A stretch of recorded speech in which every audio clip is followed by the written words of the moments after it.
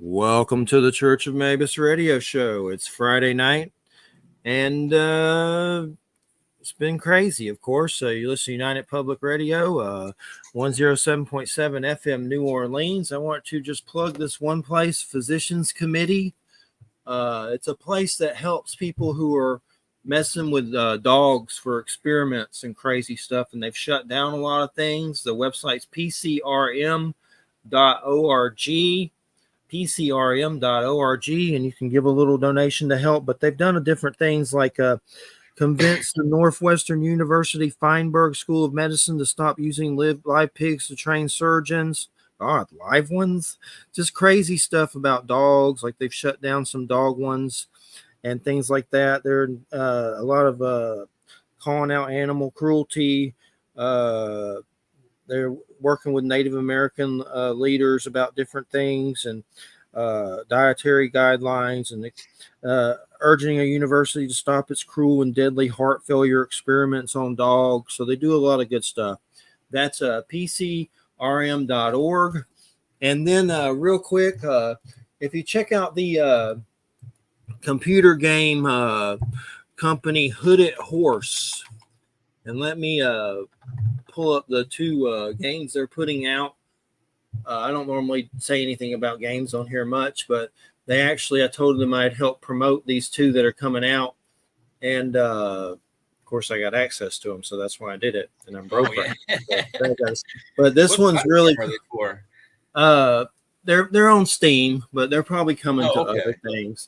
But this it's not a cartridge game, in other words. It's Steam computer games. This one's coming out Monday. It's called Cataclysmo.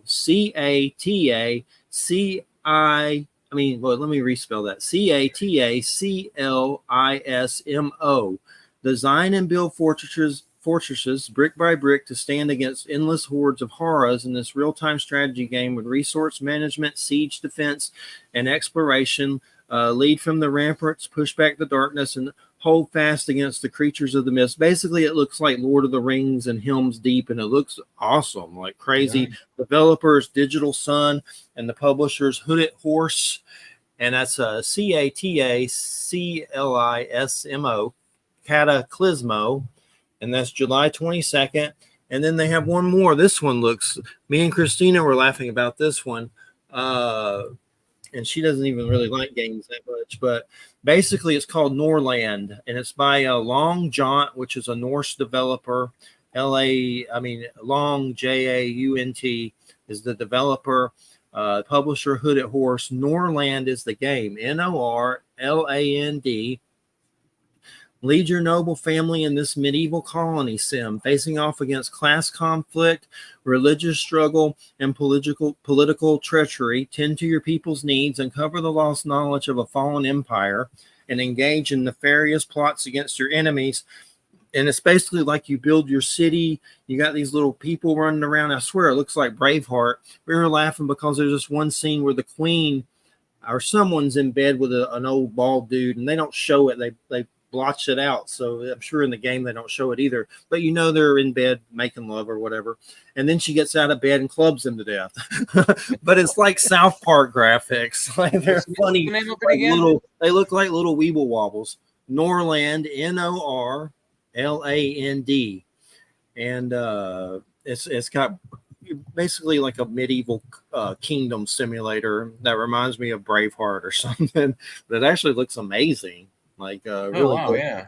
But Norland, that just came out, and they're on Steam, and I'm sure eventually they'll come to everything else. But that's it for plugs. We got Jay McNicholas here co-hosting with us tonight.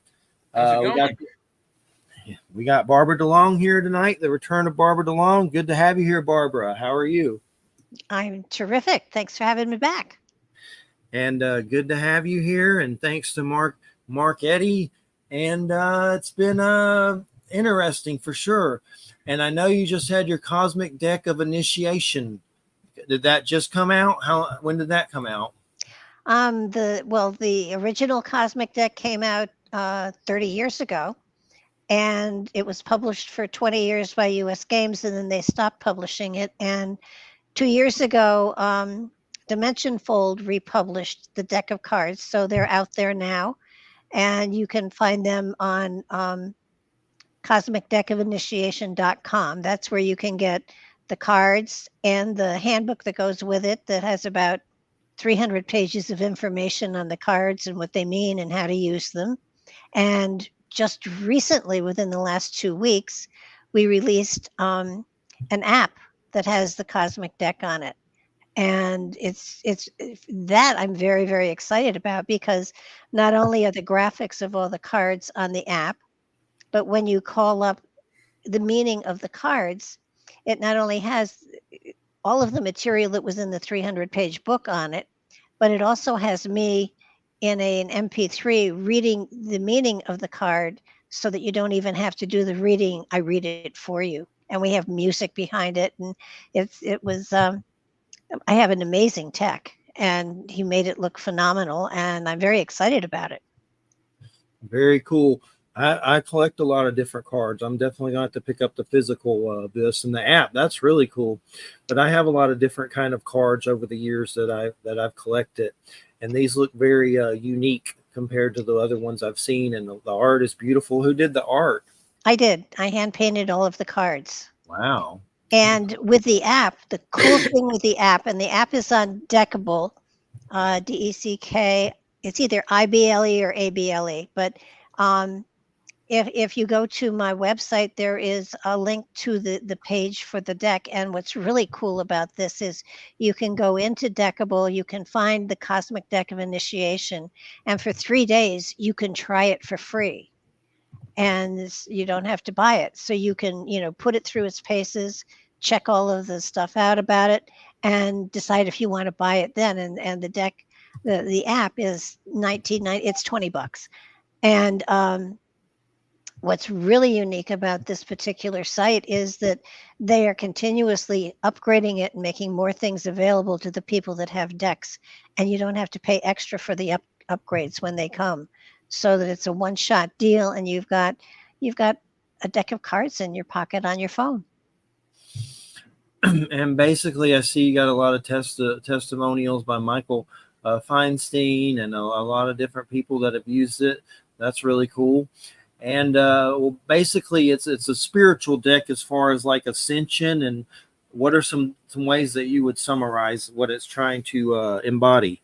It's a spiritual handbook for how you can bring the spiritual into your life and utilize it more efficiently and get in touch with source. And it's a deck of cards that you can use for divination if you want to. It makes a hell of a good reading, but it's basically for you to develop aspects of yourself, whether it's compensation or whether it's your heart chakra or whether it's some of the universal laws or the cosmic laws or the universal energies, so that it's definitely I've often said that it takes you right from the foundation, the beginning, to the threshold card at the very end when you cross over into the next dimension. So it will take you all the way through your life and enable you to deal with situations within your life in a more spiritual manner, so that you don't dig up more karma than you can handle. Definitely. And I know some of my paranormal experiences have included seeing light beings with my physical eyes, completely sober. I've seen two leave my house like they were in it and go through the roof and fly out. And something told me to go look that day. Mm-hmm. And I've seen them before in different ways. I'm just kind of curious. What do you think about light beings? Has that ever come up, or the light body? And I've wondered if it's just us without our bodies and it was deceased loved ones like my dad. And I've had so many people pass away. Maybe they were visiting. Well, yeah, I mean, light body energy, absolutely. But before we go there, this is what the cards look like. That's the back of it. That's cool. And that's the card itself. Very and cool. they're all, it's 52 different mandalas. Oh, cool. And so, but as far as light body energy goes, yeah, we are our bodies. We are electromagnetic beings. Our nerves and everything else have electric current going through them. And certainly when in spirit, in etheric form, you're able to generate or draw energy from the living to create a light that when you're a spirit, you can pull it from the living to create a light that people can see and interpret as to whether it's a visitation or a spirit. It's not a haunting for sure, but the energy that we have is what spirits use to manifest. That's interesting. Pull light from the living. That gave me little goosebumps. That's when we know we're talking about something. Because usually when I talk about those light beings, I always get like goosebumps all over my arms. Yeah.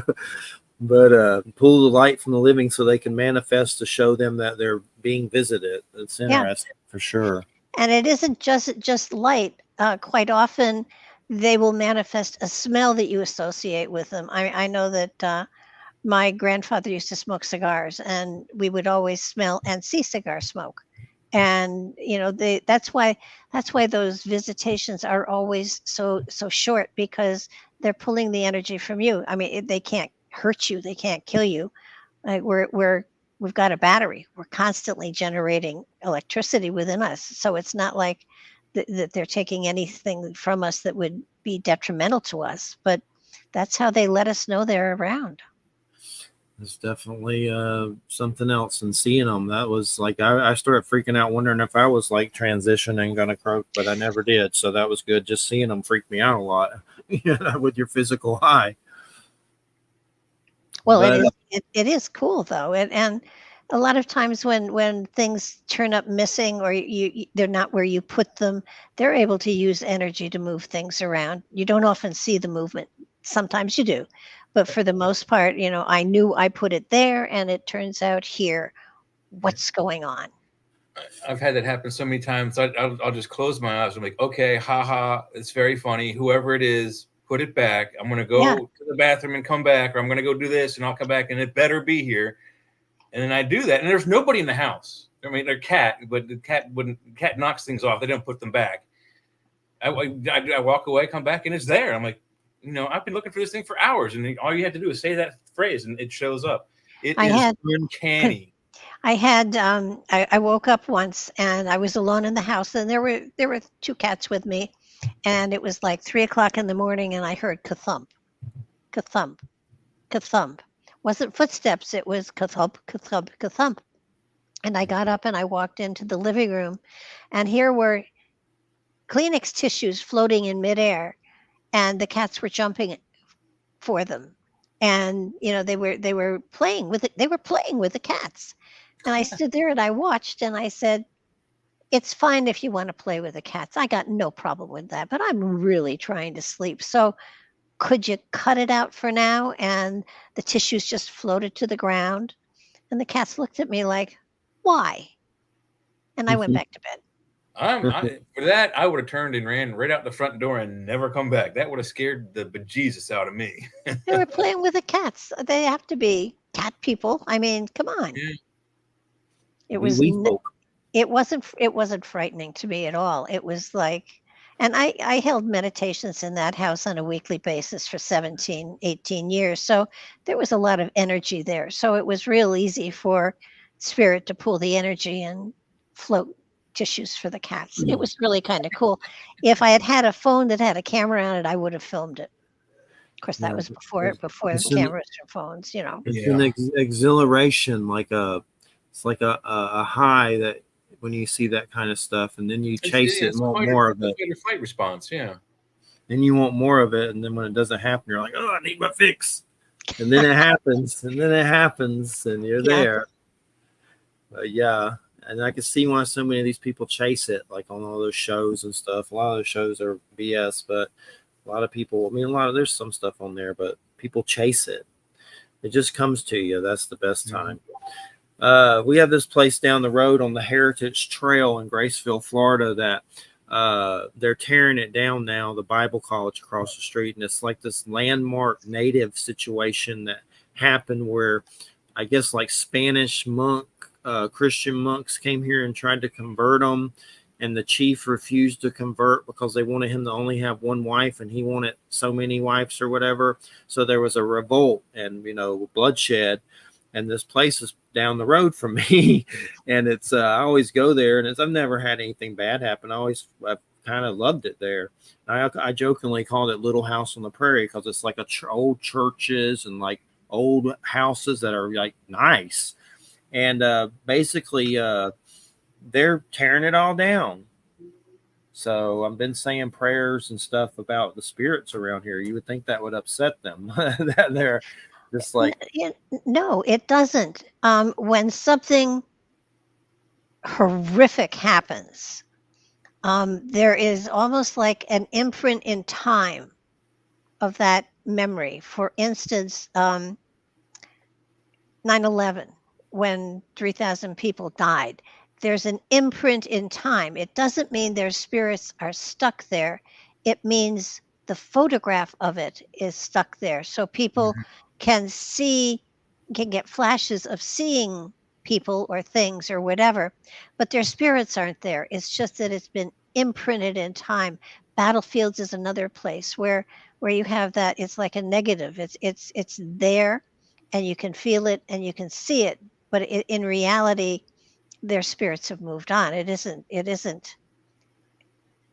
I hate to say it, it isn't a living spirit. It's just a picture of spirit. Yeah, it's like a replay. I've often told yes, but talk about ghosts that certain hauntings are kind of like, it's like a repetitive thing. The ghost only does the same thing, usually around the same time and always the same thing, and no change to it.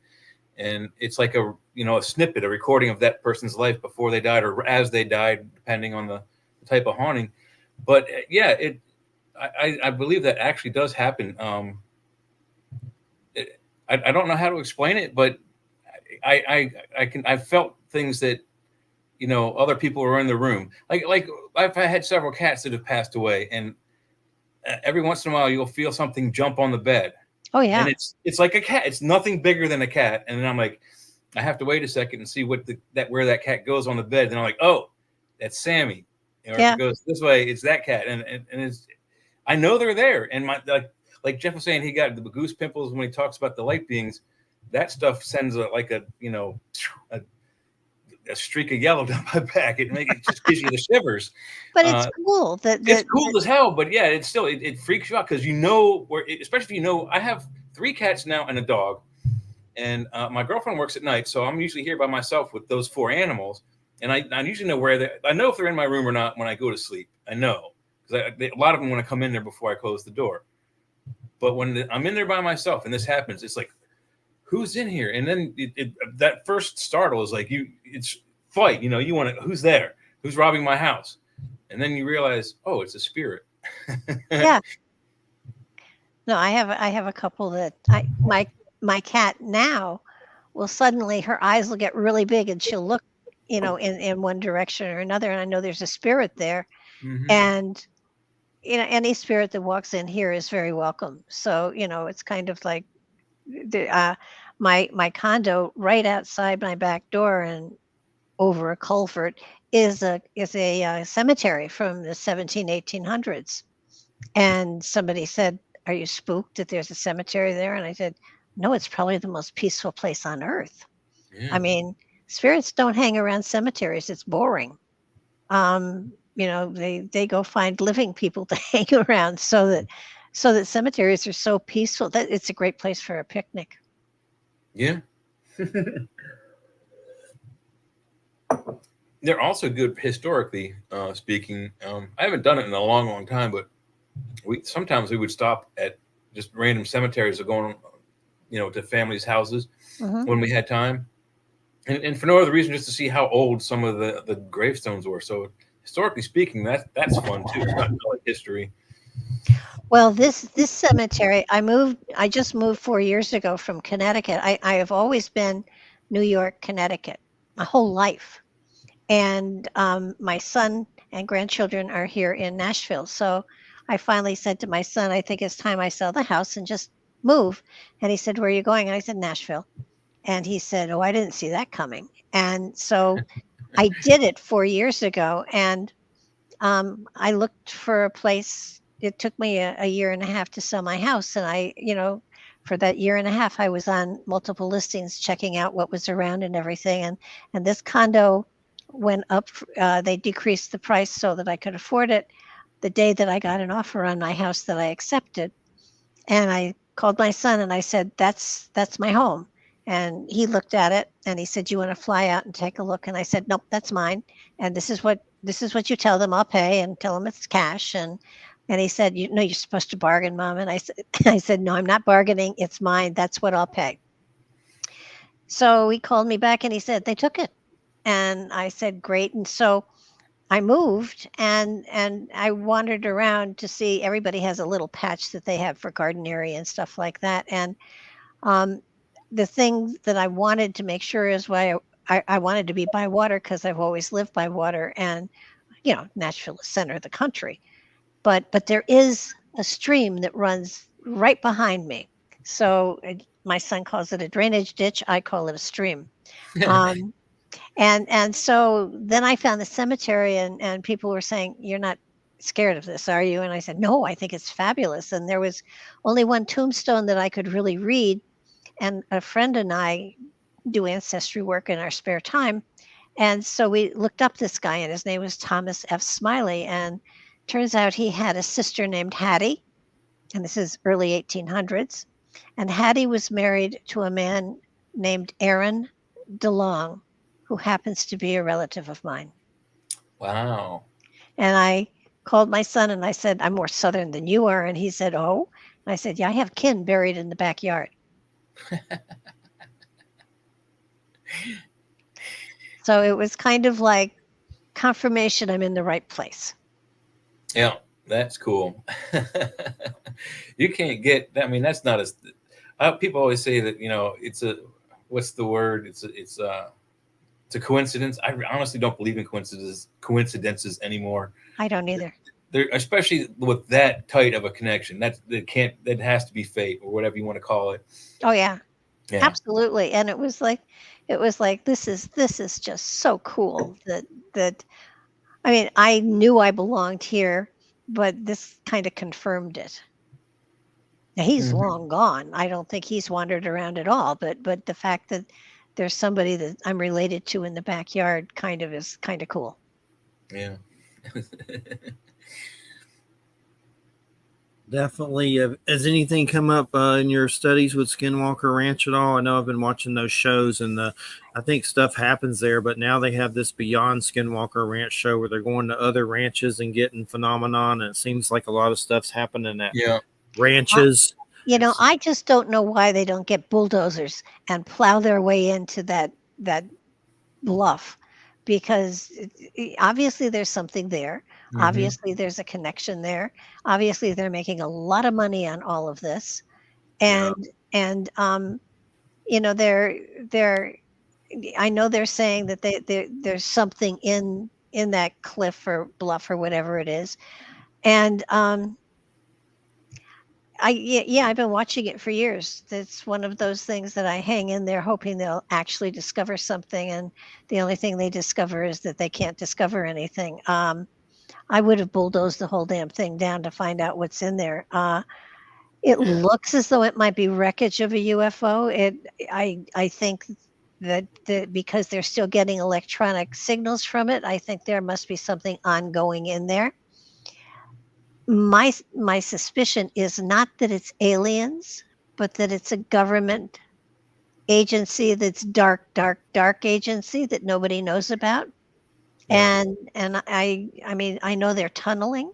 I know they're doing all sorts of things underground, and we aren't hearing about it. So you know, the money from the government is going somewhere, and it's certainly not going into transportation, education, or taking care of our veterans or our homeless. $500 hammers to do a specific job for airplanes and fighter planes, and $300 toilet seats.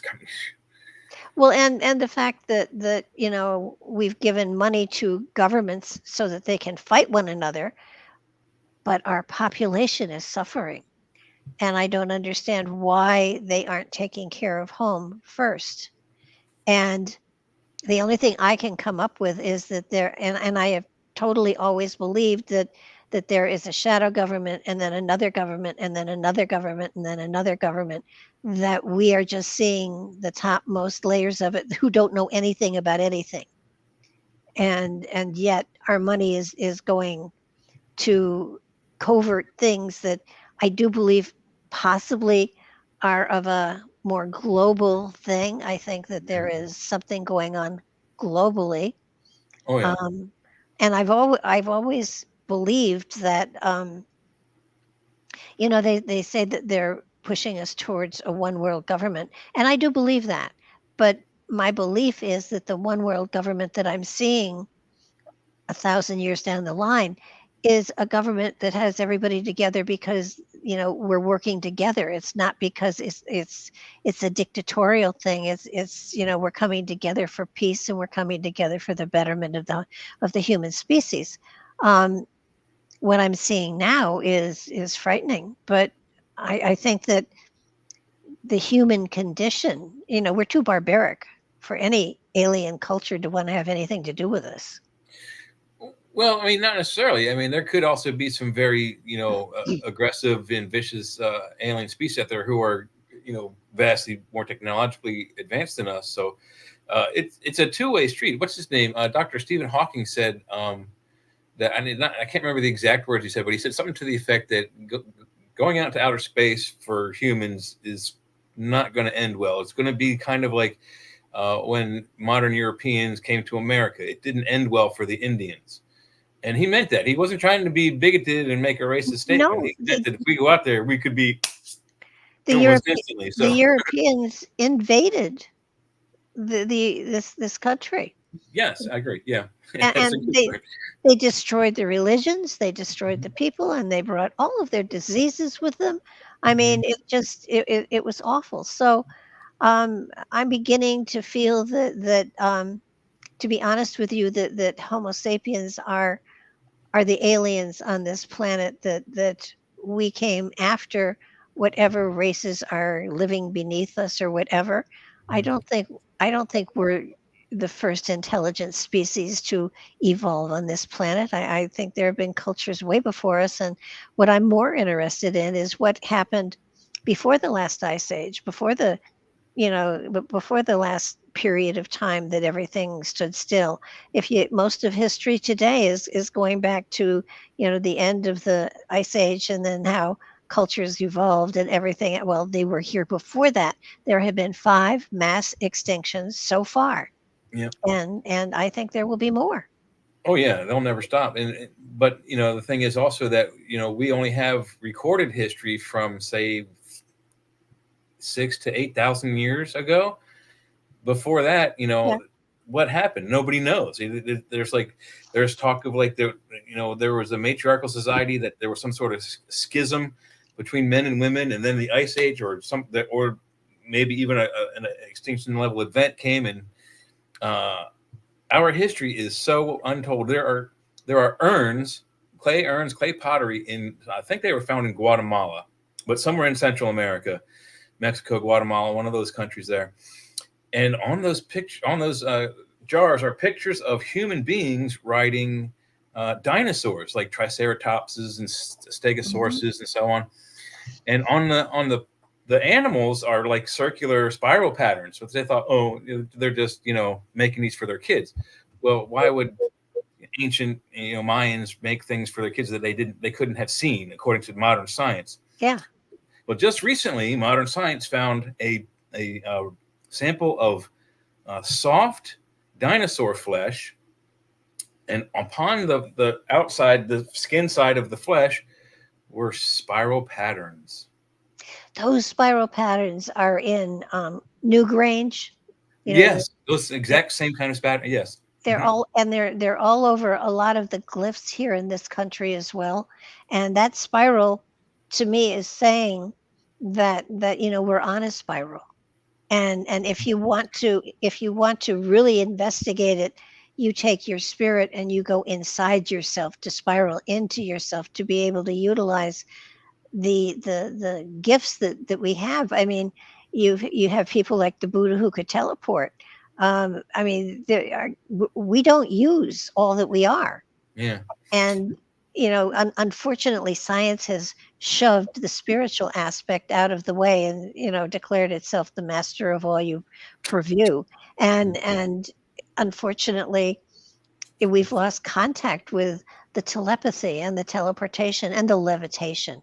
I mean, all of which are things that we can do if we work with ourselves and the spirit within us. Yeah, there was a recent I don't know where I heard it. It might have been on one of the ancient alien type shows on documentary forms, but uh, they were talking about why do aliens come to Earth? Why do they? What do they after us for? What do they need us for? We're not as advanced as them. What do they need? And one of the answers was that they thought maybe because the abilities that we have that allegedly have been turned off by said same aliens. We have within us, some of the better ones of us have the ability to be anywhere, everywhere, anytime they want, all the time, if they choose. So, Yeah. in other words, like the Kwisatz Haderach from Dune kind of thing, where Paul can be everywhere, like an all-seeing God, but not only just see from where he is, but be there as well.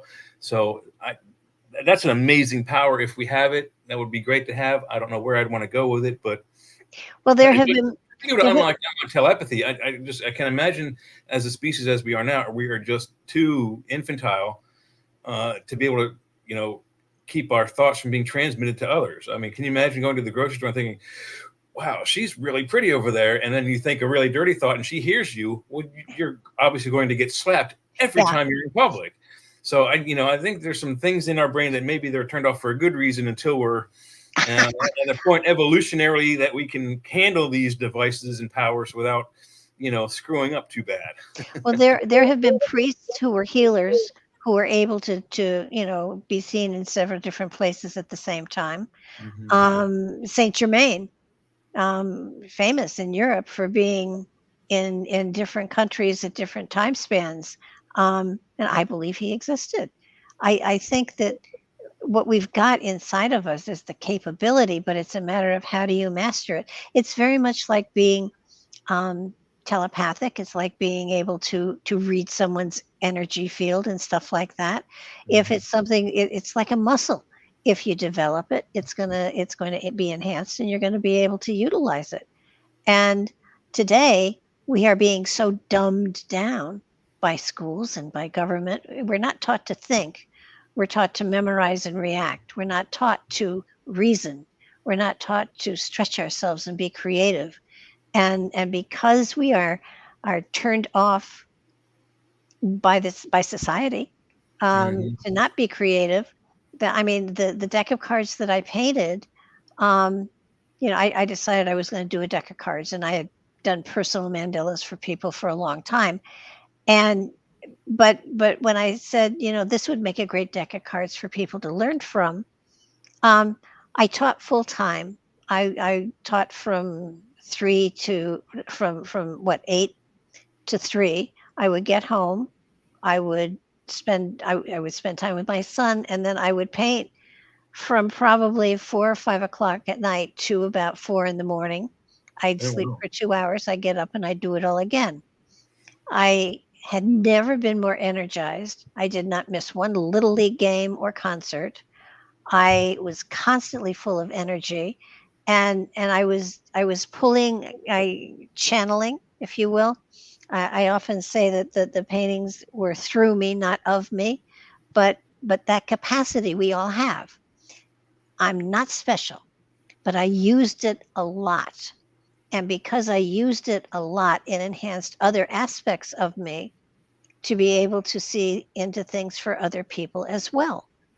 And so I think that it's just a matter of the schools aren't training kids to learn to develop. They're teaching them according to standardized tests so they can do well in the standardized test, but they're not thinking, they're not reasoning, they're not using their creativity at all. And it's the creativity we have within us that is the key to hitting source and to tapping into different dimensions and be able to remote view and do all sorts of stuff like that. And it's easy to do, but it's a matter of saying, I would like to do that. And I'm going to, it's like an instrument. You practice it. And the more you practice, the better you get. Yeah, I agree. I think the remote viewing thing it's easy to do. You can do it yourself. I mean, Sure. I don't know. I think I'd be afraid to try to like go into a top secret facility and try to look up secrets because they probably have mental warriors over there. We're just waiting for people to do that. But I've told people if you want to try it, just start in your bedroom. Leave a nightlight on so you at least before you close your eyes you can get a mental picture of where the things are in your room. Yeah. And then close your eyes. And then while your eyes are closed, you have to wait till all the light disappears. When you close your eyes really quick, sometimes you get that like oriental rug pattern. Yeah. Wait till all that disappears. And then think of an object in your room that you want to look at. And then point your head and your eyes where you think that object should be based on your last image of the room. And then open your eyes. 9 times out of 10, you're going to be pretty close, but you're not going to get it right away. But if you keep practicing every time you do that and have things move around, don't always pick the same object or put the object, use the same object to look for, but put it in different places every time. And then eventually you'll be like, bang, bang, spot on every time you look. Yeah. I once borrowed a pattern for something from someone and she said, don't lose it. It's the only copy I've got. So of course I lost it. And it got to the point where I had turned everything upside down. And I would stand in the middle of my room because I knew it was in my room. And I would say, okay, where are you? And I'd close my eyes and I would see my bookcase. And I would empty my bookcase. It wasn't there. It was, and I must have done that for maybe 4 or 5 years. And as I was getting ready to move, I emptied the stuff out of my bookcase. And between 2 books was the pattern she was looking for. It was there all the time. I was dead on every time. It's just that I didn't look hard enough. And what were you saying about Saint Germain? I've seen that name come up in a lot of different places, and one of the biggest places. And I don't know how you feel about this one is at Summit University. I've always liked the books, but I know there's some weird stuff about that. But I don't really know enough about it to get into detail. But what is some of the root of all that Saint Germain? And was that Summit University a big part of that, or is it just in history altogether with him? And just Saint Germain has been recorded in lots of different time frames in Europe all over.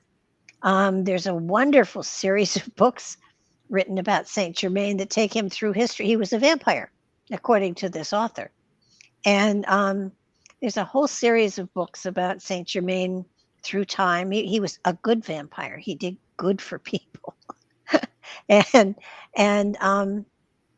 it's an amazing series of books. But who was it? Saint Germain is the Purple Flame, and trying to remember the author who wrote all the books about it. Was it like wasn't that God? Was it not Dolores? It was. I have the book. Like I have that. Like she did a book. They did a book of Enoch that was like kind of a paperback. And the Lost Years of Jesus. Yeah, the Soulless one. That was a weird one. That was Summit University. I know. Yeah, she and the name will come to me 3 o'clock in the morning. I can probably, where are you at? I didn't know you were at 3 a.m. My goodness. No, that's when that's at what time she will remember. It'll be at 3 o'clock in the morning. No. Okay. Holds up right in bed. I remember, but I'll be asleep. It's the same one that took everybody into the caves because the apocalypse was coming. She was a high priestess of Saint Germain. I'm at their site right now, and I don't see her name. I know it's got to be here somewhere. There's a lighthouse, Summit University, and all that stuff. Yeah, she was the founder. Yeah. I'll find it. I'm looking. So you can just thank you. Yeah, she was a remarkable lady. Elizabeth Clare Prophet. Elizabeth Clare Prophet. I met Elizabeth Clare Prophet at a I was working a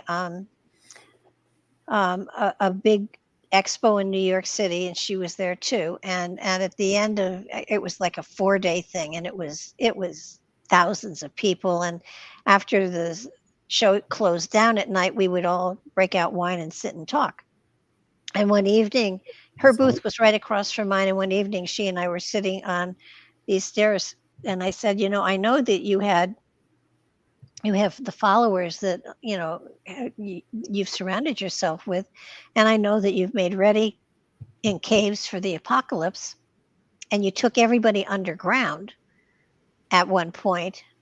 And I knew people that were in the group that literally had molars pulled out so they didn't have trouble with them after the apocalypse. There wouldn't be dentists around and stuff. They were serious about this. They had, and she's sitting there, and I think we're halfway through the bottle of wine, and I love her books. I just love them I like them because too. Yeah.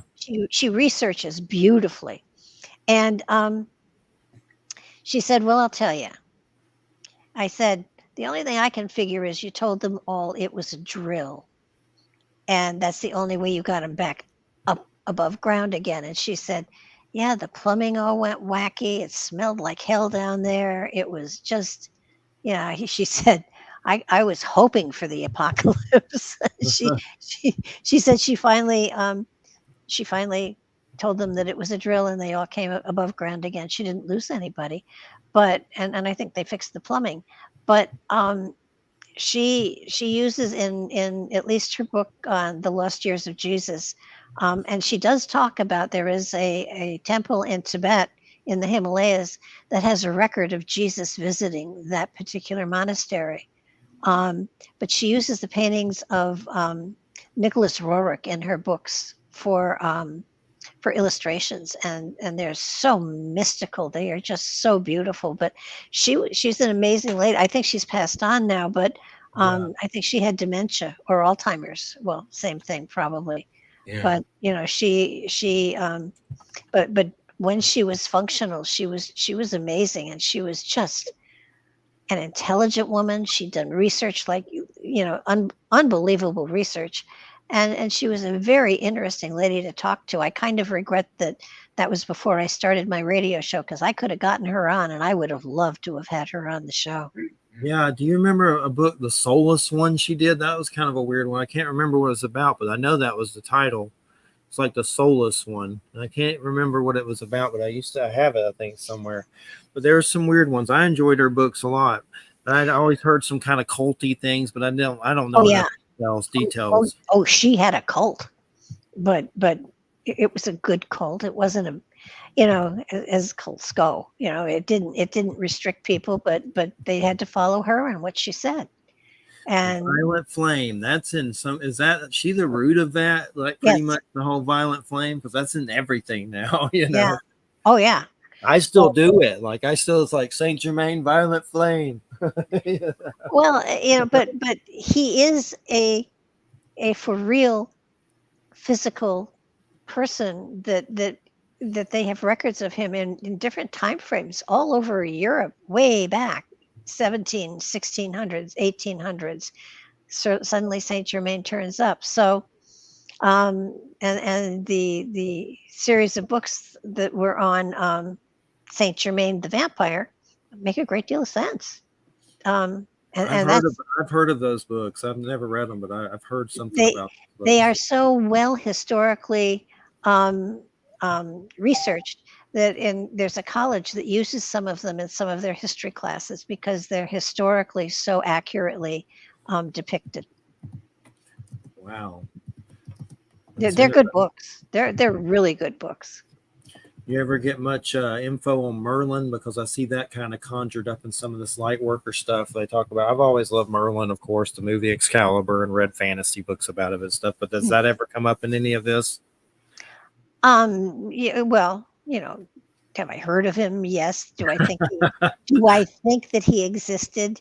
Yes. I think he was probably a druid of one form or another. I think that time has been very kind to his memory. They talk about how he helped Stonehenge to be built. I don't believe it, but I do believe he was an authentic character in history. He was a druid, and the druids were famous for being healers. So, and what was fascinating about the druids, they never wrote anything down. they would take the children that had the greatest capacity for memorization and train them in the use of herbs and how to heal things and how to cure things, and it was all in their heads. And then when the Romans came in with writing, the Druids kind of faded away. So, but I think Merlin was a Druid, an ancient Druid. Yeah, because I think the original, I don't know how to spell it, but the original like Old English or Late English or Middle English word for Merlin was more like Merlin or Merlin, and it was more a title, like something you would give to a park ranger or someone who is out making sure that people aren't hunting the wrong animals incorrectly, and making sure that things are on the up and up. Kind of, not necessarily park police, but tenders of sacred Well, forest kind of areas. when you think about it, first of all, he was a healer, and I do believe the element of hypnotism was involved in and utilization of things that would be hallucinogenic were Mhm. definitely not, they were utilized constantly, so that if he had all of those kind of faculties that he had available to him, I can see how they would think that he could work miracles, because certainly, with hypnotism, of course, you can make somebody think something is real when it's not. You can, I'm not sure about convincing a woman that a man coming into her bed is her husband and it's not, but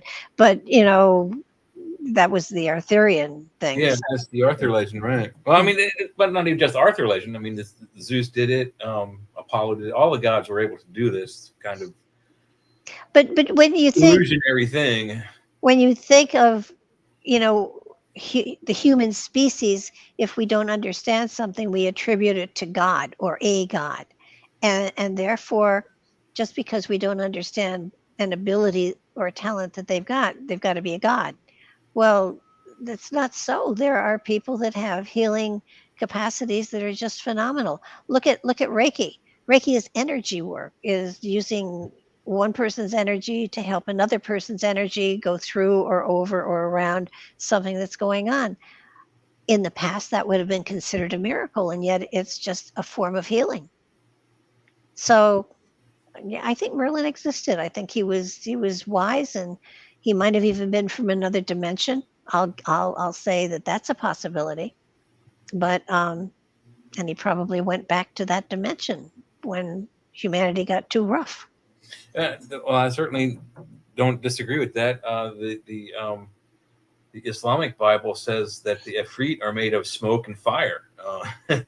And so how do you have a being that's made out of fire that lives and breathes and talks to you? So I mean, our ancient history is wrought with all kinds of weird things that we can't. Alexander the Great was. There are two stories with him and UFOs. One where he goes to attack, I think, not Crete, but somewhere near Turkey. When he gets to this country, a bunch of they said shields, like circular shields. They used circular shields at that time. Yeah. Flew over the city and shot beams of energy or lightning bolts at his elephants and killed his entire army of elephants. So he left. Later on, the king of that country that he tried to attack was trying to come and attack Alexander the Great later on, and somewhere near. Probably right at the bottom of Turkey, right on the far east coast of the Mediterranean. They were on the beach, and the stories from both sides say that a bunch of shields flew overhead and zapped lightning bolts on the I think it was the Persian army, and killed them all and left the king alive so that Alexander could go up and like cut his throat or do something to him, whatever it was. And these are recorded in history. Well, talking about that, what about Operation High Jump, where Admiral Byrd took all of those ships to the Antarctic, Yep. and the shields came up out of the water and attacked his ships, and he came back real fast. Some people call it the final battle of World War II. It's alleged that the craft that attacked he had like 39 or 40 vessels. He had a big fleet, including an aircraft carrier and some destroyers. Oh yeah. This wasn't a play toy army. This was a real navy. And they lost several ships and several hundred men, and they ran back to Argentina or Chile, with their tails between their legs. But the craft were allegedly described as what are known as the Haunibu #4 model, and they all had Nazi plus signs and swastikas on them. Well, when you look at Admiral Berg's diary from going down into Middle Earth, they spoke German there, and they had swastikas on their Right. vehicles that were down there as well. And that's why I think there's still such fascination with Antarctica, because I do feel that there is a community of some sort there. It's that- illegal to go there. Well, yeah, Why? and there are no fly zones. There's a lake that never freezes over that is a no fly zone. There's the whole like middle of the continent is a no-fly zone for our military. They're not allowed to fly over it. No, I believe there is still a very vibrant culture there that certainly has evolved over time and doesn't want to have anything to do with humanity the way it is now. I think that there are natural streams and everything else underground there, and they may even, that may be what Berg thought was Middle Earth. That's what I'm thinking. A highly advanced civilization could easily carve out a fairly solid dome underneath all that ice and live there unknown for millions of years. And frankly, if I was underground and it was all peaceful and everyone was sharing and loving and kind and everything, I wouldn't want to come up either. Yeah, or let anyone in. But you've seen of late over the last couple of years, just about every major politician has made a journey to Antarctica. And why? There is nothing there. There really isn't, but it is still illegal to go there on your own. You have to get like special permissions, and there's only a few governments that even have a stake on the ground there. Mm-hmm. And they're on the edge. They're not in. They're on the edges, on the very edges, correct. And but they're all, spread out fairly well. From both coasts, from east to west side of it. But I want to say like maybe 19, 20 camps, nothing more than that. Yeah, and they're primitive. But you can even get closer to us in Alaska. There's a mountain that has inside of it a black pyramid. I've heard about that, yeah. And apparently there are people in there trying to get into the black pyramid. There's all sorts of stuff there. We haven't heard anything about it, and yet it's there. It's there every now and then you see an article about the Black Pyramid in Alaska, but it's so far in that it's so remote that people don't go there. There's no way to get there. It's constantly under snow, and yet I've seen pictures, so I know it's there. The pictures are pretty cool, but they've also done some infrared searching through the Amazon, through that thick forest, and they recently have found a pyramid there that is buried under the foliage. That and there's also one on Mars as well. But the pyramid they found in South America is big enough that you can fit all three big pyramids from Giza inside of it. Yeah, we've just scratched the surface of what cultures before the last ice age, or even before that, created and left for us to figure out. But we haven't even scratched the surface of the planet, to be honest. No, if we're talking scientifically explorations, we're probably of the 30% that is land, we probably have 15-20% fully excavated. Oh, absolutely. The rest of it's buried under vast forests and deserts. And then if you want to talk about the entirety of the planet altogether as 100%, because we're not, the land parts we're on, it's only 30%. That's all we've discovered. And add the water at 100%, it's maybe more like 1% that we know about this planet. We know nothing. We know more about our moon than we do about our planet. Oh, you mean that hollow thing in the sky that rings when you drop something on it? Spaceship that is perfectly placed in a circular orbit where all other things have a elliptical orbit. Yeah, it's unnatural, and it rings like a bell. If you drop a lem on it, it rings like a bell for hours. Well, and when you look at it, you see all the pock marks on it, but none of them are that deep. And they all have a uniform depth, yes. Yeah, so it's kind of like it's paper mache. I mean, it's amazing. I've alluded to the fact because on the far side, I don't want to say the dark side, but because it does get lit, just not when we're able to see it. Yeah. It always faces one side of the moon always faces us. So in order to spin a planet, to calculate where it always faces its mother planet always the same time, takes math that we're not capable of. On the far side, there's a big crater that kind of makes it look like the Death Star, like it's a big honking space gun. So maybe that's why the aliens are here, because there's a big space gun parked in our orbit. Well, there's also I recently saw a picture of it's a strange theory, but that Noah, his ship was a spaceship, and he did have the DNA of all the animals, and that spaceship is parked on the dark side of the moon, and there's a picture of it. There is a picture of a 7 mile long spaceship on the far side of the moon that they suspect has been there for 1 million years, and that the spaceship is probably older than that. And allegedly there was Apollo mission stopped at 17 was the last one. So allegedly the last 3 missions, which are already paid for and ready to go, were the modules and equipment was moved to Edwards Air Force Base, and they were launched as top secret missions with the military as 18, 19, and 20. And allegedly on 20, they found that spaceship. They went to it and they found an alien. They brought it back. But there's some iffiness about that video. But the videos of the alien finder, they're pretty well done. If this guy faked this alien, these guys, it looks like a documentary where they actually fly from a spaceship. It's pretty well Apollo-like. It's very, very well done. When they land on the moon, it looks very real. They walk through the moon through like an old city. Then they go into the spaceship and find this Asian lady with 3 eyes and dreadlocks. And if it's a dummy and special effects makeup, these guys should be in Hollywood making money. It's a really, really intriguing video, but it probably is fake. Well, I think it leads us to believe that everything that's been told to us is not true.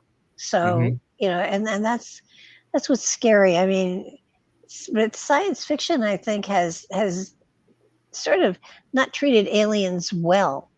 I think that so many of the aliens are more humanoid than anything else, and they're not these drooling, frightening things that the movies have frightened us with. But after 1947, with Roswell, they started to make aliens something to be feared, and the now movies of the 50s were definitely of that nature.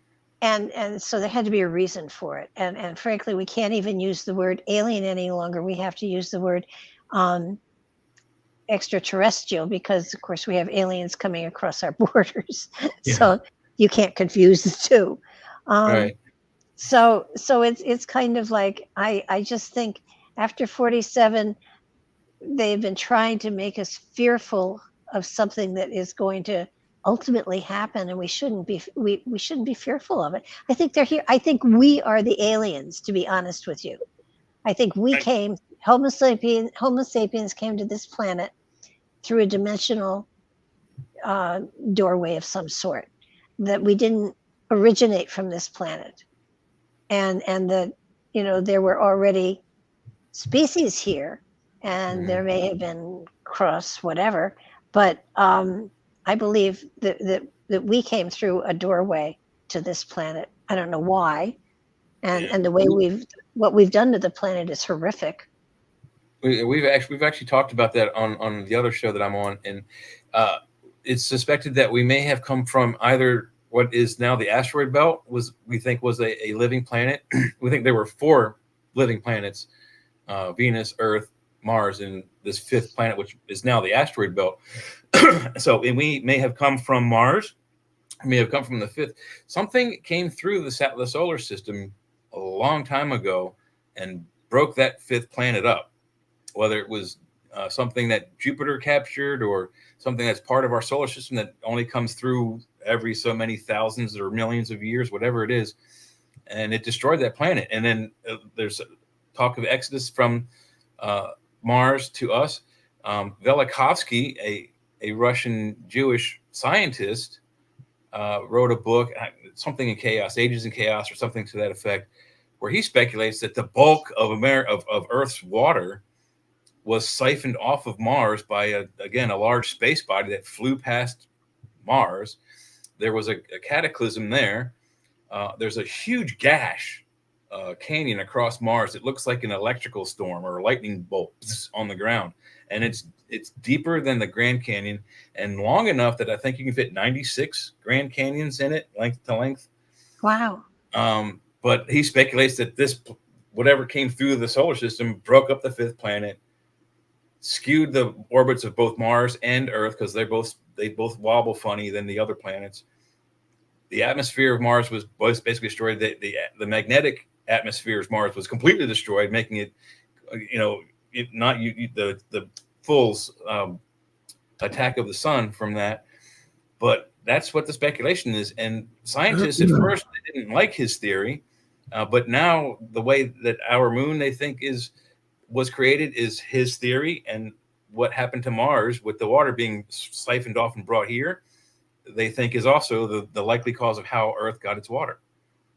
Interesting. Yeah, it's very strange. I mean, just think if we could go back in time and even just 100 years and record, a historical event. Go back, maybe 1,000 years or 10,000 years, 65,000 years. Record the actual not elephants, the dinosaurs. Right. Imagine the money you could. Well, I wouldn't want to do it for money, but just imagine the looks on kids' faces when they can see actual real dinosaurs instead of Steven Spielberg's digital ones, which are also pretty cool. Oh yeah. Are you familiar with the Rendlesham Forest? Oh yeah. Yes. And you've spoken, I guess, to Jim Patterson. I haven't, but I've seen all the interviews. But I'm familiar with it. Yeah, very familiar with it. I think what is fascinating is that when he touched and I think it was it was definitely not a spaceship, but I do think that it was a more like a time capsule that was sent back, and he was downloaded with binary code that was when it was interpreted said something to the effect of the human condition is worth keeping an eye on it, and the origin of the module was 8100. Mm-hmm. Which, at first I thought, isn't this great? We're going to be around in 8,100 years. And then I thought, wait a minute, it says the human, whatever. That does not suggest that it was a human that sent the time capsule back. Yeah, not necessarily. Yeah. But it's fascinating that, it's sort of like you see all these lights in the sky, and I don't think they're spaceships. I think they're like little droids almost. I don't think that they're manned is what I'm trying to say. I think a great many of especially to go back to Skinwalker Ranch, the stuff that's going on there, I don't think that those lights that they see coming and going are manned at all. So I think that, and at this point in time, when you see an unidentified flying vehicle, you don't know if it's alien or if it's Russian or if it's Japanese or if it's Swedish. Stuff, yeah. I mean, it could be ours. I mean, but it could be ours. Yeah, but I mean, you're absolutely right. Some of them could be, drone-like things. I saw, like you, I want to call it a droid, but it was more of like just a cylinder or a trash can sized thing that was probably, when I first saw it, it was not more than 150 feet off the ground, but it wasn't directly above me. It was several blocks away in Savannah, Georgia. And I was on my way to work, so I couldn't stay and watch the whole thing. But I was watching it as my house was 1 block away. So I didn't have far to walk and watch this thing. But as soon as I cleared the tall buildings, I was like, that's not a normal plane. And it wasn't spinning, and it didn't make any noise. And it was like black and gray. And I walked into work, I clocked in, I was like, yeah, there's a UFO out front. And they're like, bullshit. And I'm like, go look. So we all walked outside. And it was further away now, but you still see the basic shape was a little cylinder, like a trash can in space or in the atmosphere. And everyone's like, huh, what's that? I'm like, I don't know. I went back inside. There was a science fiction book long time ago that I read. I think it was probably in junior high school when I read it. But the premise of it was, people were searching for the source of humanity. Where did we come from? And they ended up discovering that there was a spaceship that was traveling by. And are you familiar with boats at all? Boats, yes, very familiar with boats, particularly Okay. U.S. Navy. Okay, so we used to have cabin cruisers and stuff like that, and my father would always wait to get into the middle of the sound and then dump our holding tank. And not the right thing to do, but that's what he did, and that's what all the boats did. Mm-hmm.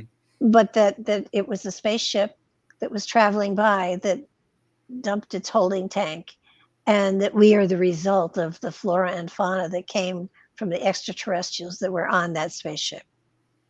So you're thinking they scooped up all the critters on their planet they didn't want anymore, and they're like, "Oh, there's an unopened, there's an empty planet." Boom. No, it was their bathrooms.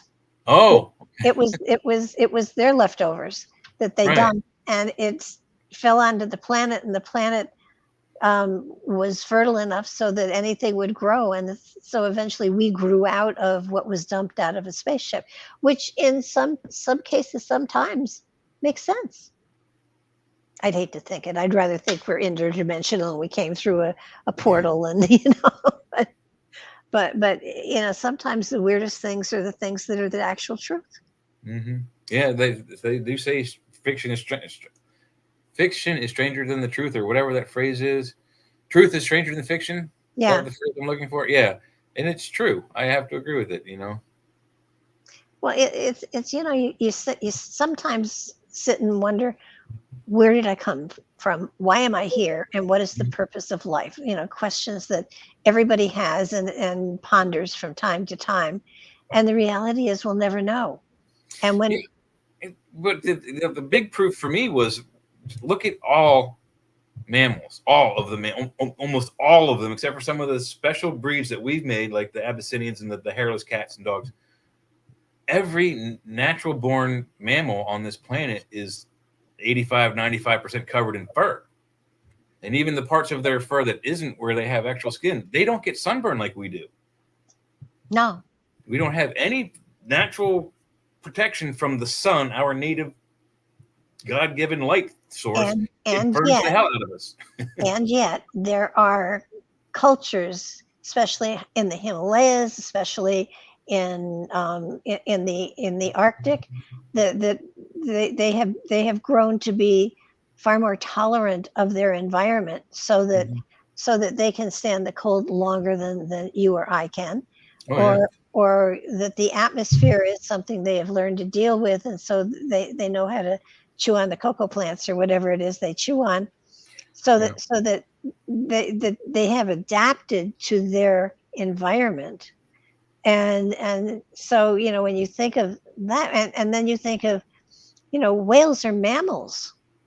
Yeah. They, and yet they live in the sea. I should have directed that to all land-based mammals with the fur, but I forgot about them. But you're right about, especially the coca leaves in South America. The native Indians there, they roll them up with is it coffee beans? I forget what they roll them up with other plants, and they do it like a tobacco thing. But if you or I or Jeff were to go down there and do it, it would mess us up so bad we'd have to go to the hospital and we might die.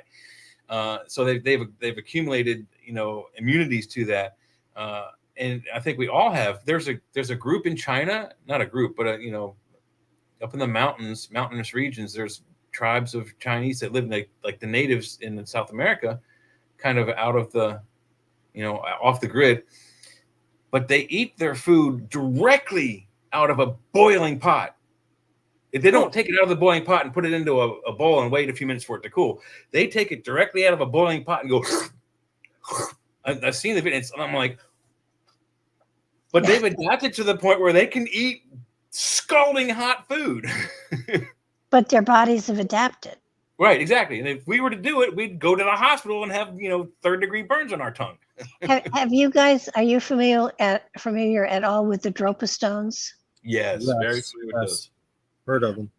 What is your opinion of them?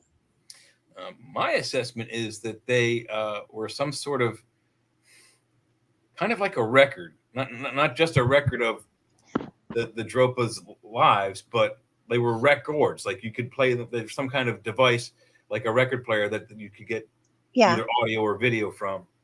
I think they were real technological items. I think a alien species crash landed with an irreplaceably they could not repair their machinery, had to stay here, bred in with the locals, and again also in the mountains of China.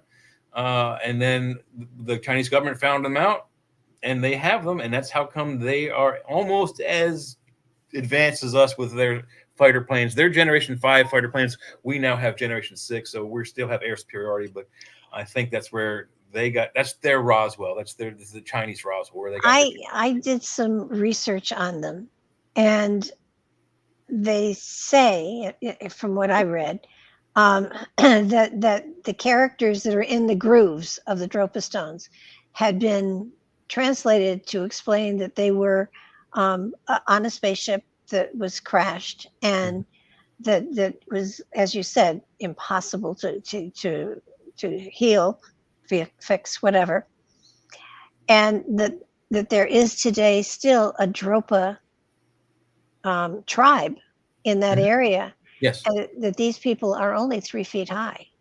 They're average 3 to 4 feet tall. Yeah, no higher than that. They're like the Chinese hobbits or dwarves, if you will. Yeah, and they still to this day, their eyes are different. Their eyes are less. The Chinese have a skin fold. I forget what they call it, but they have that, but it's not as prominent as in native Chinese. Often they have blonde hair, and their skin is been described as either ghost white or sheet white. Yeah, and because they are so small, they haven't really mixed in with the local cultures. They've stayed pretty genetically pure from the time that the ship crashed.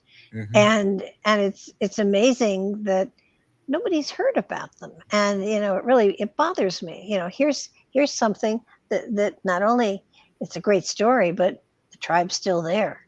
And they're probably not all 100% alien Dropa anymore, but I'm sure they have some outstanding stories. No one's gone to talk to them.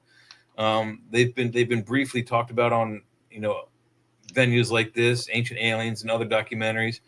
But I guess you'd have to break through the red tape of the Chinese government to get to them. But this is important stuff. If this is a legitimate story that space creatures crash landed and could not leave our planet and eventually interbred with whatever locals they did and are still alive today, or their ancestors are still alive today, that's historic news. That needs the whole planet should know.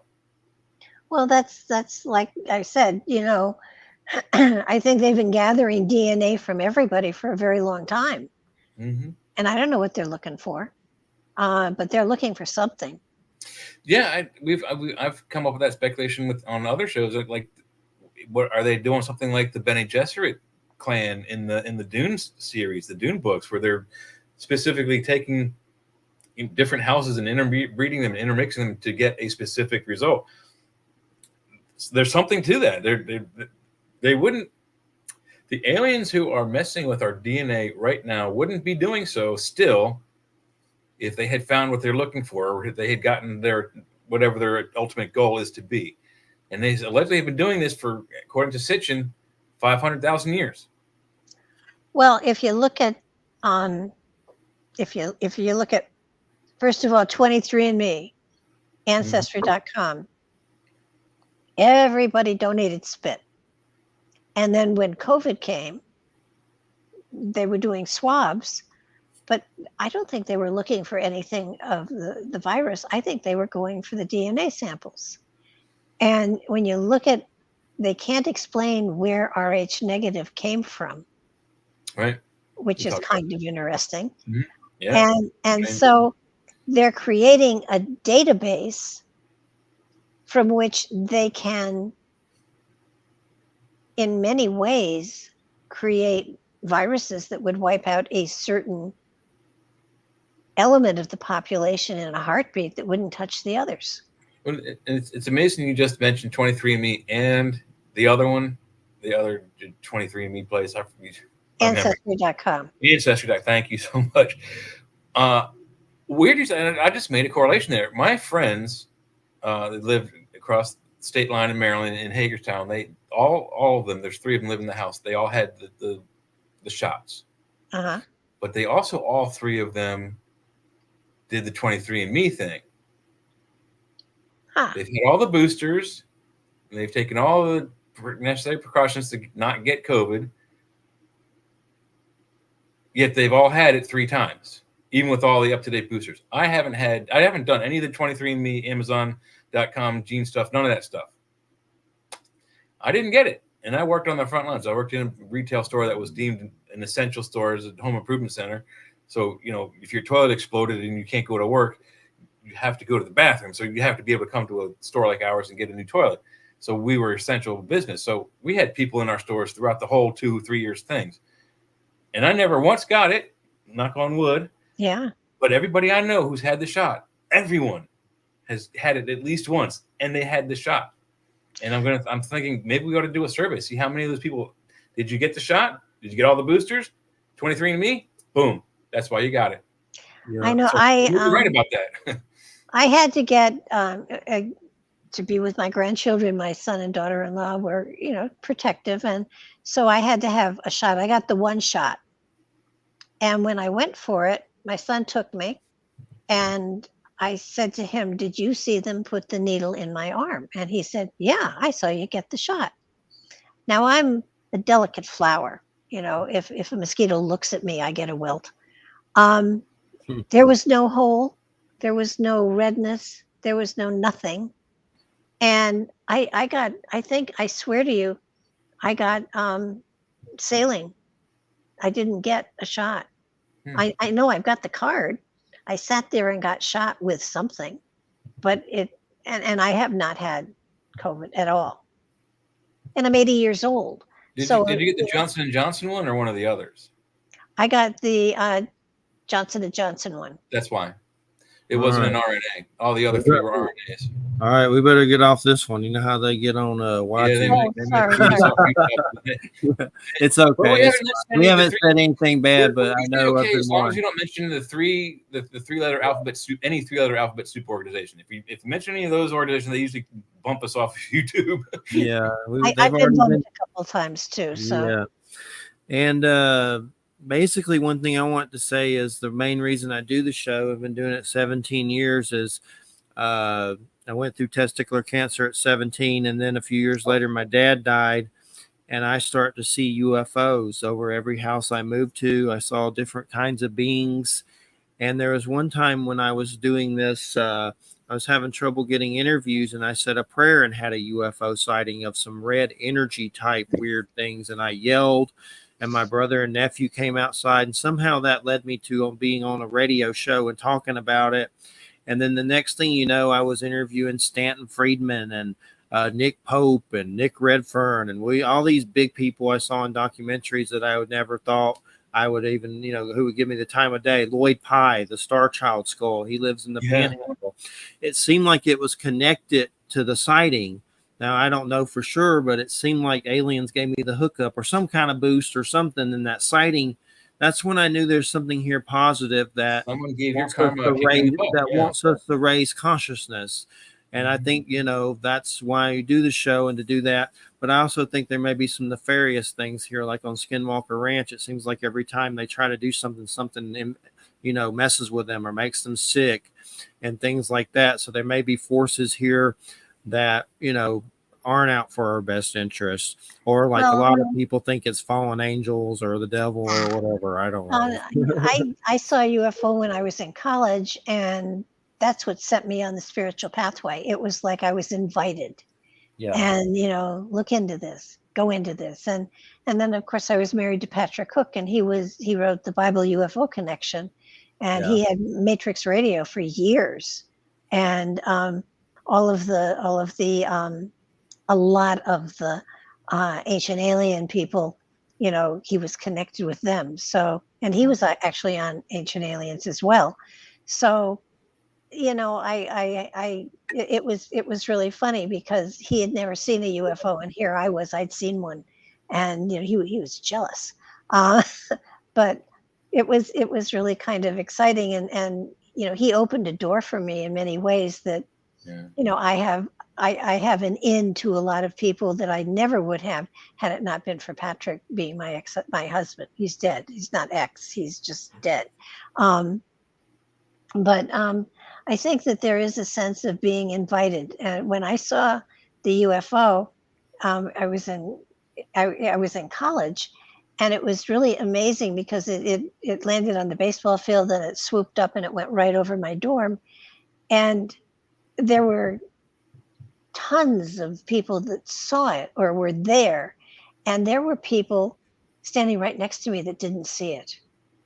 And then there were people who were hiding under beds and in closets and screaming, and the world, it's coming to an end and they're going to come and get us. And it was stupid. But and then I saw it, and all I could think of was, how cool is that? I want to know more. I'd like a ride. Not sure I'd take a ride today, but at the time there was no fear in me. Yeah. And yet some were, and so I have a kind of opinion that the people that see them, their consciousness, their level of awareness is such that they will, on a different level. Yeah. Yeah, that it's something that they would want to experience, want to know more about. And then there are others that never see anything because they're just not ready to accept the fact that there may be something beyond this realm. What do you think about the radiation stuff at Skinwalker Ranch? I'm always trying to figure that out. Like, what is going on with that? Just the burns, the going to the hospital, the Tic Tac guys that have their own UFO equipment that saw, in the government, the Pentagon videos were out there. They got sick. Like, what's making people sick out there? I mean, is there something buried?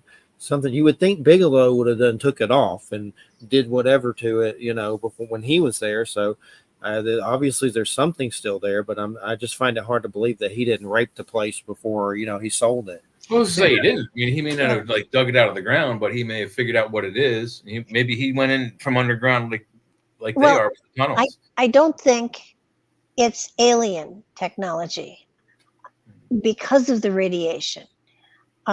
We use radiation and we use nuclear, stuff for submarines and for all sorts of stuff. Yeah, so I think it's a deep governmental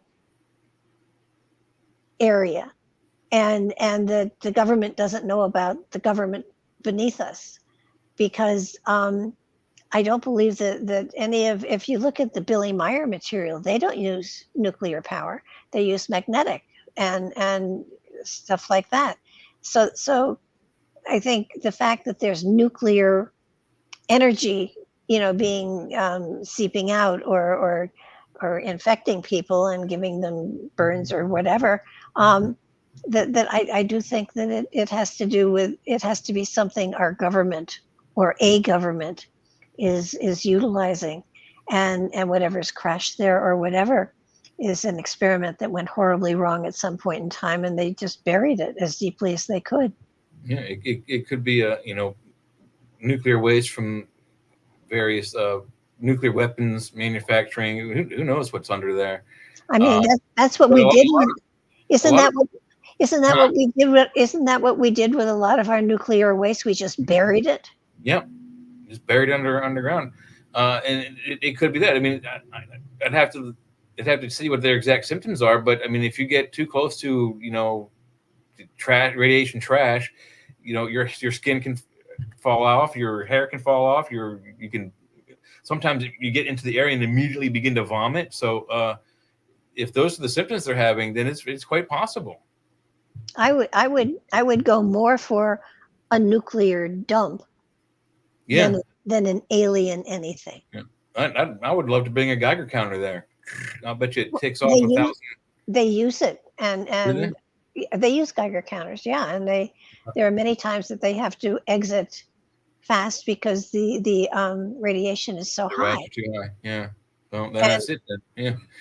And I would think that since Bigelow actually sold it, that he was satisfied that there was nothing there that was, or profit. whatever was there, he got what is, and there's nothing left. Yeah.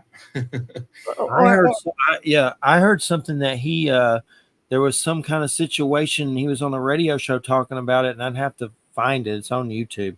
But something about the forces there wanted them to meet him like in person, and they wanted to set it up, and something was going to happen, and he got spooked and like got scared or something. And that was like in some interview that he actually did. I'd have to really listen to it to give you details. But what about what were you going to say, Barbara? Sorry if I stepped on you.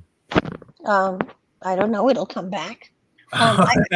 I just, it was my train. It was a local. It'll be back. My train of thought. No, I think that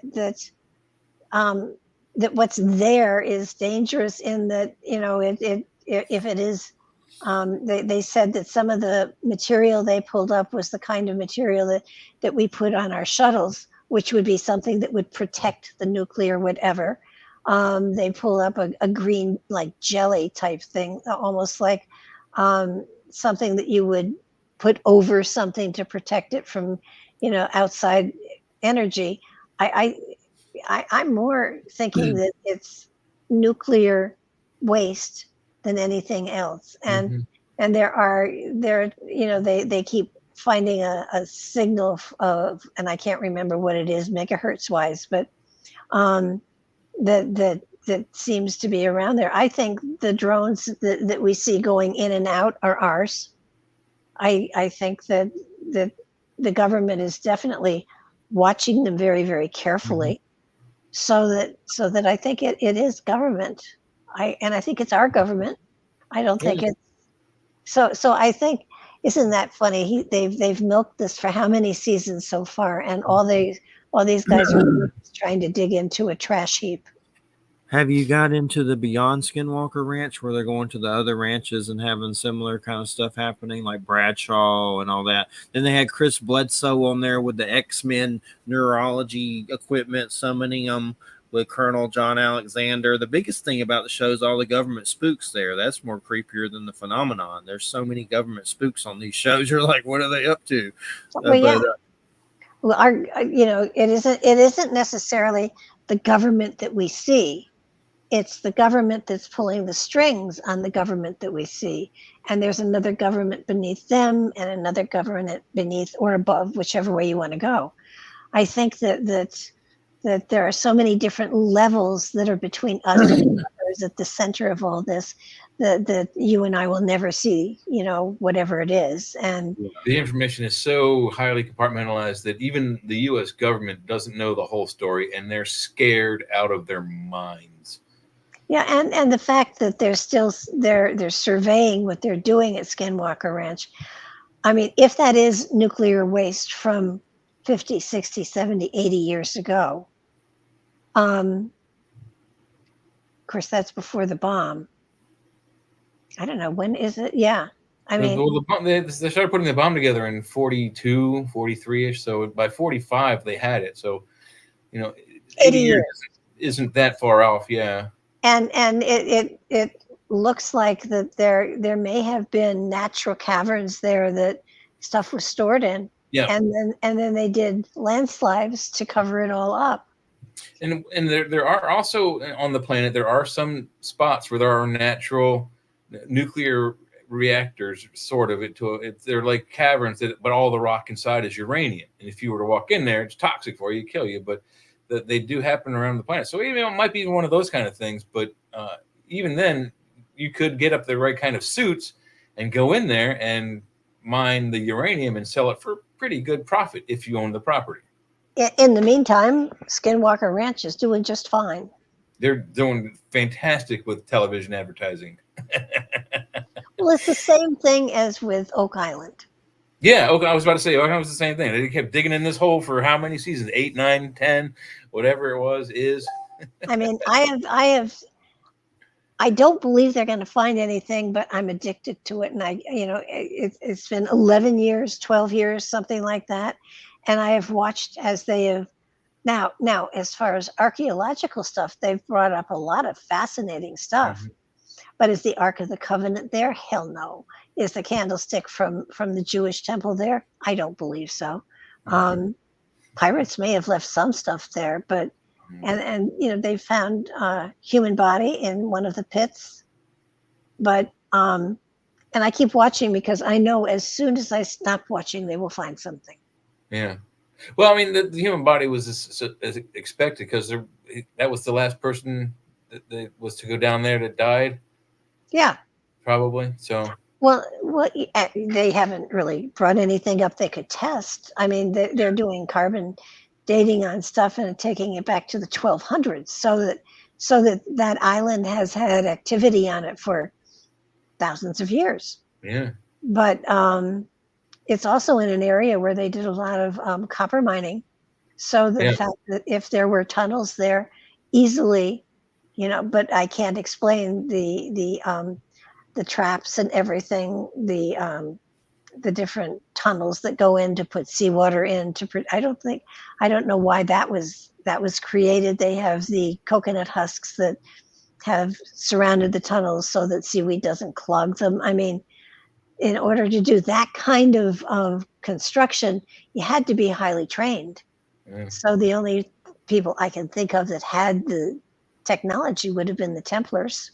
The shaft is so well constructed that we in this modern day, even with our excavating techniques, we can't undo whatever they did. Yeah, we can't unbuild it. And they haven't brought. And I mean, to be fair, the original people that were there did pull up a cross that was just beautiful. It was solid gold. It was gorgeous. Wow. I mean, but these guys have got an iron cross that takes you back to medieval times. So yeah, and they have a handful of Roman coins as well. Didn't they find those? Yeah. Yeah. So I mean, how do Roman coins wind up in basically Canada? Hello, somebody came across from Europe. Well, there's one of the Roman legions was missing, and they think they came to the USA and they were here. There are up the Mississippi, I believe there are stone edifices that are of Roman construction. Oh wow, I didn't know that. I knew the Vikings were here a very long time ago, and even before then, the ancient proto race, the Homon people, basically become the Japanese and Koreans. They've been visiting the the west coast of America since 12,500 BCE. Their genetic patterns that are from Japan and Korea in North American, South American, and Central American Native Indians, their DNA is closer to the Asian haplogroup than they are to the European. And I proved that in college in 1993. Have you ever had Rick Osman on yet? No, I don't think so. He's written a great book called, I think it's Cave of the one that's doing the pyramid in Europe? Dr. Osman? Oh, okay. Rick Osman is a local fellow. And he's written a wonderful book, Cave of the Bear Clan. It's something I can't remember, but he's done a lot of research as to the constructions and things like that are in up and down the Mississippi and stuff. And apparently there was a Roman legion that disappeared, and the legion itself disappeared, but the leader of the legion went back to Rome, and he was rewarded with high honors, and he was made the governor of Petra at the time. And the theory is that the whole Roman legion, with all of their followers and everybody else, came to the U.S. and integrated into the area.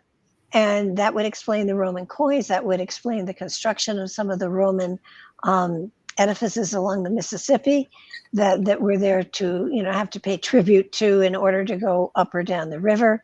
And it would explain the Roman coins, and it would also explain how when they sent the two guys out to the West Coast, the president at the time had them looking for Indian tribes that spoke Gaelic, because if that was the case, then the Pope's the right that the Pope gave to the explorers to come into this country was that they could claim whatever they wanted so long as they were not Christian.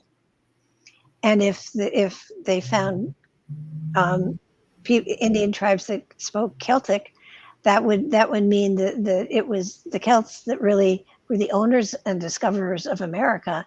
And so when we bought America from the British, after borrowing money from France, it was illegal that they didn't have the right to sell us the country or to free the country.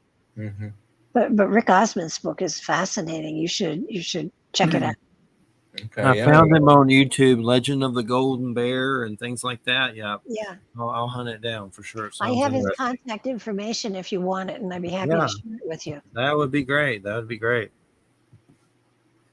We had scheduling's been weird. We had almost 5 cancellations from family emergencies, which is just things are crazy. So wow. one of the Aaron Deese broke the curse, so to speak, because he got to do the show when at first he thought he was going to have to cancel because his child was not feeling well, but he luckily got to do the show.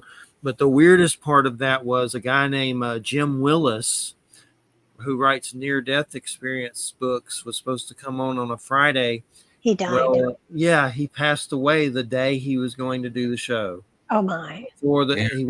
Before earlier in the day, he's having heart stuff, but I'd never interviewed him before. I didn't know him, but I was looking forward to interview him, and it kind of creeped me out. Yeah. No, I've had him on, I think, 4 or 5 times, and he was a really good interview. Yeah, hopefully in another realm we'll hook up and do an interview one day. But that was kind of eerie, but sad too, because I know he was excited to do the interview. I was excited for it, but yeah, it's gonna be a good show. Just that he had written a near-death book and then checks out before he gets here. But yeah, kind of. It wasn't near. It was definitely death. So yeah, that was crazy. But hopefully he's I'll hook up and get an interview in the heavenlies when the time comes in our light bodies. But prepare a place, Jim. But look ahead. And so what do you got coming up? We got about 7 minutes. So you want to give your links out? Where's the best place? And what do you got? BarbaraDeLong.com is my website, and that has links to everything. To the YouTube channel, it has links to the to the new deck and the app, and the link. The site for that is cosmicdeckofinitiation.com. The YouTube channel is BarbaraDeLong.com. So we've got about 800 shows up there, and we're climbing with subscribers. It's really, Mark and I are having a lovely time counting numbers, and so it's all growing. It's all right at the moment. The latest thing out is the app for the Cosmic Deck, which is really exciting for me. I never imagined I'd be able to get something like that done, but that material is on cosmicdeckofinitiation.com. I put that link in the YouTube and Facebook messengers so people can see those.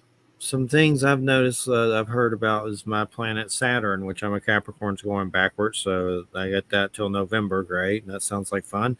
And then also I saw some things saying the Earth's core spinning backwards. I don't know how true that is, but it's like on Microsoft News and stuff. But basically saying the Earth and the core spinning backwards. It's like everything just seems crazy. Well, the Native Americans are saying that the sky is wobbling, and we do go through pole shifts on a regular basis. Mm-hmm. But the North Star, is shifting and changing, and when those shifts happen, sometimes 800 miles is changed. So, and theoretically, the poles are supposed to swap every now and then too. So. It's